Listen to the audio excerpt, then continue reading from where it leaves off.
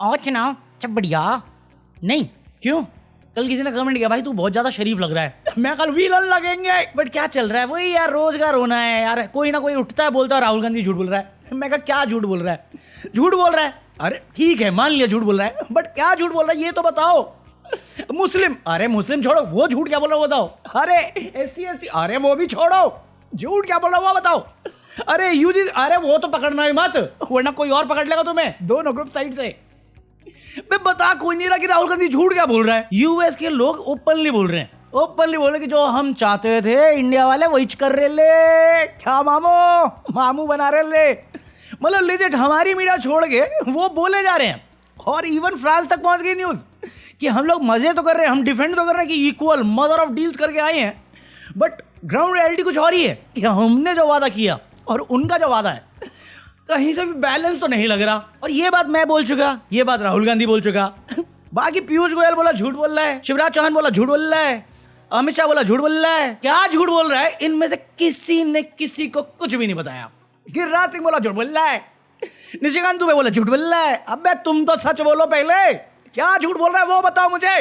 वो नहीं हो पाएगा। हम रशिया ऑयल बंद क्यों कर रहे हैं लेना, मुझे ये समझाओ। जब तुम्हें मालूम है, मुझे मालूम है कि रशिया छोड़ के अगर हम यूएस या वेनेजुएला से ऑयल बैरल लेंगे तो वो हमें कॉस्टली पड़ेगा, महंगा पड़ेगा। और प्लस उसके बाद रिफाइनरी, और रिफाइनरी के बाद तुम मिलावट करोगे तो हमें तो वैसे भी महंगा दे ही रहते। तुम फॉरेन भी बाहर एक्सपोर्ट करोगे उसमें भी तुम्हें महंगा पड़ेगा। तो इसका फायदा कहाँ से आ रहा है? गिनाओ ना मुझे। पहले ये बताओ कि रशिया से बंद क्यों कर रहे हैं उधर से लेने के लिए, क्यों? मैं नहीं बताऊंगा। और पेट्रोलियम पे मेरे को आंसर नहीं मिलेगा, मैं समझता है क्योंकि पेट्रोलियम मिनिस्टर हमारा थोड़ा अय्याशी में बिजी है। एप्स्टीन फाइल में उसका नाम आ रखा है। मीटिंग करके बोल के गया प्रेस कॉन्फ्रेंस में कि मैं 2-4 बार मिला हूं। साले ईमेल चैट में ऐसा लग रहा है चट्टी बड़ी है उसका। को एक तो जवाब सही से दे। ये झूठ बोल रहा है मोटा भाई, झूठ बोल रहा है। चलो भैया। पीयूष गोयल कॉमर्स मिनिस्टर है, गिरिराज सिंह टेक्सटाइल मिनिस्टर है। इन दोनों से पूछो कि भैया ये जो कॉटन वाला है या टेक्सटाइल का है जो बांग्लादेश पर टैरिफ और अपने पर 18% है, तो उससे हमारे किसान मतलब जो है मैन्युफैक्चरिंग उसमें उनको प्रॉब्लम होगी कि नहीं होगी, या जो हमारे फार्मर्स हैं उनको प्रॉब्लम होगी कि नहीं होगी, क्योंकि तुमने एग्रीकल्चर भी खोल रखा है। झूठ बोल रहा है। अरे वो झूठ बोल, समझ गया मैं। आप मुझे तो समझाओ। मैं तो यूएस पे भी भरोसा नहीं कर रहा। अगर 24 घंटे में चुपके से जाके वो बातें बदल देते हैं अपनी, तो मेरे पास तुम ही बचे हो। तुम अपनी बात नहीं बता पा रहे हो, मैं किसकी मानूं? तुम ही समझाओ ना। क्योंकि पीयूष गोयल जो बोल रहा है, गिरिराज सिंह तो मुस्लिम हिंदू कर रहा है, फालतू की बातें कर रहा है, झटका मीट बना रहा है। हाँ उसकी दुकान है ना झटका मीट की। हिंदू वोकल फॉर लोकल था ना। अबे ये तो बता। पीयूष गोयल बोल रहा है बट किसान तो नहीं सुन रहे, किसान प्रोटेस्ट कर रहे हैं। पीयूष गोयल झूठ बोल रहा है। अबे किसान है वो, झूठ बोल रहा है। खालिस्तानी। अबे don't get into those maths. मैं मजाक नहीं कर रहा हूं। इंडिया के कुछ जर्नलिस्ट या न्यूज़पेपर छोड़ के बाकी जितने भी ये सरकार के पालतू होते हैं वो सिर्फ रिपीट किए जा रहे हैं, एक नरेशन बनाए जा रहे हैं कि ये मदर ऑफ डील्स है, बाप ऑफ ऑल डील्स है, हमारा बैलेंस एक्ट होगा, हमारा कोई नुकसान नहीं है। साफ साफ दिख रहा है वो चिल्ला रहे हैं कि उन्होंने पपेट शो बना रखा है मोदी गवर्नमेंट को, और तुम किस बात का गुणगान गा रहे हो? अगर तुमसे कोई सवाल कर रहा है तुम उसका जवाब तक नहीं दे पा रहे क्योंकि तुम्हारे पास क्लैरिटी नहीं, और क्लैरिटी के नाम पे जो है तुम उसको डिफेंड भी नहीं कर रहे, सिर्फ एक प्रोपेगेंडा चला रहे कि वाह वाह वाह वाह मोदी जी ने सोच के किया है। साला इतना भाषणबाजी करा लो, भाषणबाजी हर जगह इनकी, हर जगह। Make in India, import from USA. अबे वोकल फॉर लोकल। इजराइल के साथ 8 बिलियन की आर्म डील्स, फ्रांस के बाद सेकंड नंबर पे इजराइल है। ये स्लोगन तुमने देशवासियों को दिए थे, अमेरिका, इजराइल और सब के लिए क्या? 100 बिलियन का चाइना से इंपोर्ट कर रहे हो, आत्मनिर्भर भारत। अरे मेक इन चाइना बोल देते। 500 बिलियन का इंपोर्ट इंटेंड से कमिट से इंटेंड करके आए हो, मेक अमेरिका ग्रेट अगेन।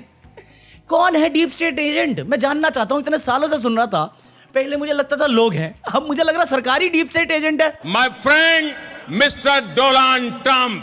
भाई आज तक तुमने इतनी बार सुन लिया टुकड़े टुकड़े गैंग, अर्बन नक्सल हैं, देश के टुकड़े हैं, खबर खुदे की, ये सब गिल्टी हैं इनोसेंट, ये तो मैं नहीं बोल सकता। बट अगर देश में अगर कोई डीप स्टेट एजेंट है जो यूएसए के CIA या इजराइल के मोसाद के साथ काम कर रहा है, या एक्चुअली जो वो करना चाहते थे वो करवा पा रहा है, वो सिर्फ एक ही पार्टी है, उसी के लोग हैं। क्योंकि वो अंधभक्ति में पागल है, उन्हें लग रहा है वो बहुत महान काम कर रहे हैं जो इनके बाप दादा नहीं कर पाए आजादी के टाइम पे। तुम्हें लग रहा है ये कर रहे होंगे क्योंकि ये चाटने में बिजी है मेरे केले, सॉरी मेरे अमरूद छोटे वाले। अबे साले, एक तो मेरे को इसका खारगे का बेटे का भी पता नहीं चलता, ये आरएसएस के पीछे ही पड़ गया है। अबे जो चीज़ मैं मेंबर से बोल रहा हूँ ये पब्लिकली बोल रहा है। मैं कहा ओ भाई मेरे अंदर का नवाज जाग गया इसकी बातें सुन के। मरना तेरे को डर नहीं लगता? बातों से मैं एग्री करता हूँ जो ये बोल रहा है, क्योंकि मैं भी वो फील करता हूँ। हाउ इज दैट पॉसिबल यार? आज के टाइम में अगर तू और मैं ये चीज जनरेट नहीं कर सकते, मैं इतिहास प्रूव कर सकता हूँ बेस लाने के लिए कि मैं इतने सालों से इस चीज को फॉलो करता हूँ और लोग भी काउंट करा सकता हूँ कि इस ऑर्गेनाइजेशन में लोग थे, भले ही रजिस्टर्ड नहीं थी बट थे।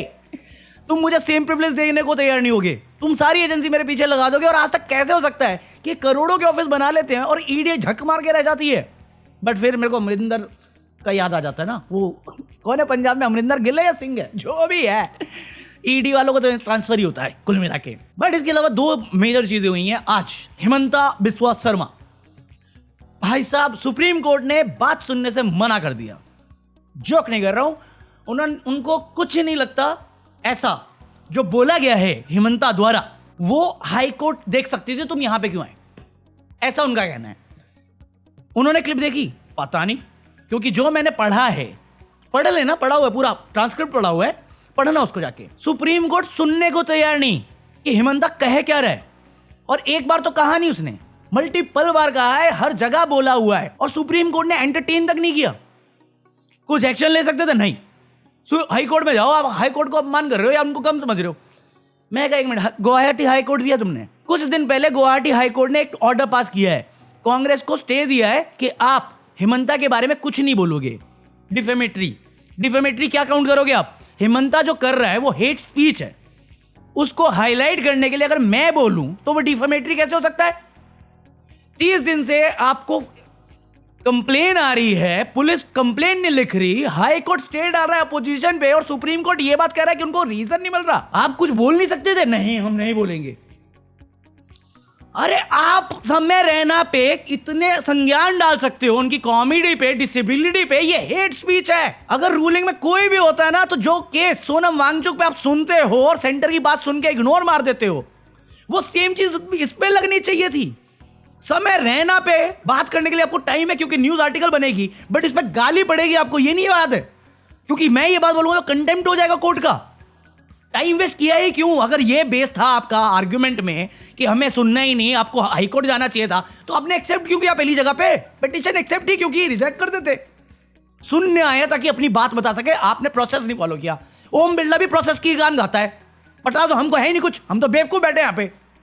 कॉम्प्रोमाइज, हर चीज कॉम्प्रोमाइज है, चाहे प्रधानमंत्री हो, चाहे होम मिनिस्ट्री हो, चाहे हमारी इंटेलिजेंस एजेंसी हो। और तुम्हें पता है जब मैं ये सब पढ़ रहा था ना, उससे पहले मेरे पास एक थॉट था कि यार सोनम वांगचुक पे तुमने एनएसए लगा रखा है, उमर खालिद पे तुमने यूएपीए लगा रखा है, ये सेम चीज हिमंता पे क्यों नहीं लग सकती? पता क्यों नहीं लग सकती? क्योंकि रूलिंग गवर्नमेंट है, नहीं चाहती।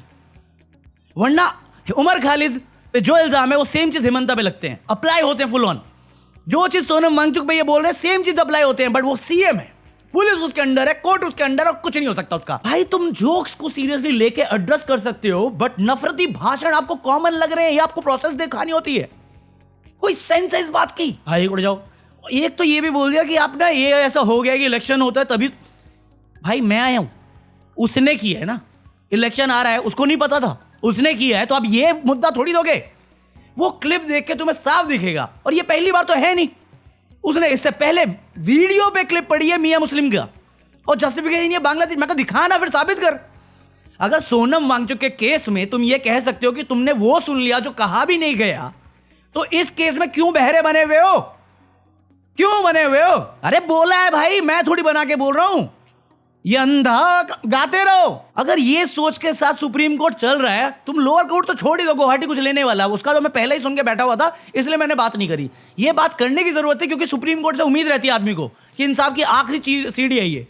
वो ऐसी बात कर रहा है। नो डाउट तुम देखते हो कि गली में ये the wannabe vigilante, the Punisher बन के घूमते रहते हैं, इतने सारे कांड कर देते हैं, इतने सारे हरकतें करते हैं, लोगों को चोट पहुंचाते हैं, नफरत में लोगों को डिलीट कर देते हैं और फ्रीली घूमते हैं। उन पे कोई केस नहीं होगी, कोई कार्रवाई नहीं होगी। तुम सही का साथ देके देखो, सोनम वांगचुक और उमर खालिद से नहीं मिल गया है तो मेरा नाम अभिषेक नहीं। मोहम्मद दीपक पे तुमने केस मारा हुआ है कम्युनल चीज को लेके, शर्म है कुछ किसी में भी? अब क्यों बोलते हो लोकतंत्र? काहे का रोना कर रहे हो संविधान को लेके, जब हर चीज मजाक ही बन चुकी है यहाँ पे? थैंक यू दोस्त, थैंक यू भैया, थैंक यू।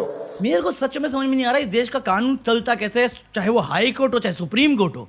क्योंकि एक जज कुछ कहता है और दूसरा जज कुछ और कहता है, सेम बात को डिफरेंट वे से बोलता है, जो मोरली भी सही होती है।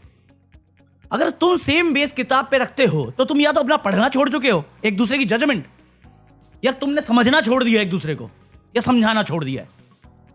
जैसे ये लोग सरकार चाहती कि बच्चे पढ़े नहीं, वैसे तुमने भी छोड़ दिया इंसाफ होना। तुम सोनम वांगचुक को बेल नहीं दे रहे हो क्योंकि वो ज्यादा बड़ा खतरा है, बट तुम कन्विक्टेड क्रिमिनल्स को बेल देके बैठे हुए हो गुड बिहेवियर पे। तुम हेमंता पे एक्शन नहीं ले रहे क्योंकि तुम्हें प्रोसेस लेना है, बट तुम सोनम वांगचुक को जेल में रखना चाहते हो। उमर खालिद को 1 साल के लिए तुमने डिले कर दिया है प्रोसेस पे। ये तो तुम्हारी कन्वीनियंस के हिसाब से चल रही है रूलिंग्स। और पता है वियर्ड चीज ये नहीं है कि मेरे को ये बात करनी पड़ी है, पता मुझे ये भी है कि जिस दिन सरकार बदलेगी ना उसके बाद भी इन लोगों का कुछ नहीं होने वाला, कुछ नहीं होगा इनका। जो चलेगा वो चलेगा और जो तड़प रहे तो वो तड़पे रहेंगे, किसी को इंसाफ नहीं मिलने वाला। और यही सत्य आज का। अब मैं ऐसे भावुक हो जाता हूं, तुम्हें लगता है मैं गुस्सा कर रहा हूं। मैं गुस्सा नहीं हूं, मैं वरीड हूं इस चीज को लेके कि अगर तुम ये सोचा था हमारे क्रांतिकारों ने कि हम ये दुनिया बनाएंगे कि कोई भी आके वापस झुका जाएगा हमें क्योंकि किसी और की मानसिकता इतनी घटिया है कि उसे गुलाम रहने में मजा आता है। ये स्तंभ है हमारी डेमोक्रेसी के, ये लोकतंत्र के 4 स्तंभ। हर कोई बिकने को तैयार है। आर्मी नाच रही सत्संगों में, इंडिया मैच पाकिस्तान मैच को प्रमोट कर रही है, बॉर्डर कोई भी आके हथियारा है, कोई कुछ नहीं कर सकता। कोई भी बड़ी इकोनॉमी की कंपनी को हम देख नहीं सकते। अरे अपनी सेल्फ रिस्पेक्ट तो रखो, पहले ही गिव अप कर दे तो कहां बहस करेंगे हम। ट्रांसपेरेंसी मजाक बन के रह गई इस देश में। पहले हमें पता तो रहता था कुछ, अब पता ही नहीं रहता कुछ। चीजें होती हैं हमें नहीं पता, किसान रो रहे हमें नहीं पता, स्टूडेंट रो रहे हमें नहीं पता, औरतें रो रही हमें नहीं पता, कांड हो जाते क्यों हुए हमें नहीं पता, वादे हो जाते वादे डिलीवर नहीं होते हमें नहीं पता। कौन लेगा जिम्मेदारी? बस हमारे पापा को कुछ मत बोलो, चाटते रहो, है ना दुबे जी? अमित शाह जी, प्रधानमंत्री मोदी जी, रघुवर दास जी के ऊपर भरोसा होना चाहिए कि वो जो भी चुनाव करेंगे वो सही चुनाव करेंगे। हाँ, इसके अलावा देखो बात तो मुझे एआई के बारे में भी करनी है, बट वो मैं कर नहीं पाऊंगा आज क्योंकि मैं लेट चल रहा हूँ। बीच में एक्स ना बंद हो गया था तो वो मैं कल करता हूँ, ठीक है? आज एक्स डाउन हो गया था तो मैं कॉपी पेस्ट करने नहीं कर पाया जो मेरे को बात करनी होती थी, तो इसलिए आज छोड़ देते, कल करते उसको। तो इसमें से जो भी डिलीटेड होगा वो मेंबर्स पे डाल दूंगा थोड़ी देर में, ठीक है?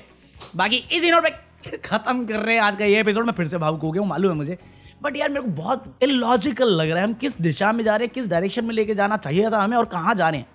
और वो एग्जाम्पल एआई का जो नीति आयोग का मिला है ना रिकमेंडेशन, या जो वादे मिले हैं, वो मेरे को समझ ही नहीं आ रहा कि ये चाहते क्या है सच में। तुम मेरे से पूछ लो भाई, एआई मैं फॉलो करता हूँ बहुत कम, बट फिर भी मैं फॉलो करता हूँ। ये 10 साल का रोड मैप बना रहे हैं, मैं 10 महीने, बहुत बड़ा टाइम है एआई के लिए। जो डेटा था वो यूएसडी में तुम झुका के देके आ रहे हो। हमारे देश में कौन सा बड़ा एआई तुम जानते हो? ये साला कुंभ मचा है, सही कहा है रवीश कुमार ने। अगर तुम्हें जानना है ना एआई में क्यों तबाही है, तुम एआई वाला वो वीडियो आया है रवीश कुमार का, वो देख लेना, बहुत इन्फॉर्मेटिव है। वरना मैं तो अश्लीलता के साथ समझा ही दूंगा क्योंकि मैं तो दोनों फॉलो करता हूँ, चाहे म्यूजिक का हो चाहे वीडियो का हो। मैं बना रहा हूँ, तुम तो गाने भी सुनते हो मेरी। ये 10 साल का भाई, तुम मोदी है ना, उसके लिए 2047 का देने के लिए रोड मैप। अभी लो मरना लो 2047, अरे क्या जुमला है यार वो। और तुम्हारे पास तो टेक्नोलॉजी रिसोर्स सब कुछ था। लेजिट यहाँ पे आके बात करना इन मुद्दों पे ना, मुझे ऐसा लगता है मैं कभी किसी अंधभक्त से बात कर रहा हूँ। और मुझे मालूम है जब मैं ऐसी बातें करता हूँ ना कोई ऑफेंड होकर बोलेगा, ए मत बोल, तेरे को कुछ नहीं पता, तेरे समझ नहीं आती। मैं कहा तू ही जवाब दे दे भाई, तू ही जवाब दे दे।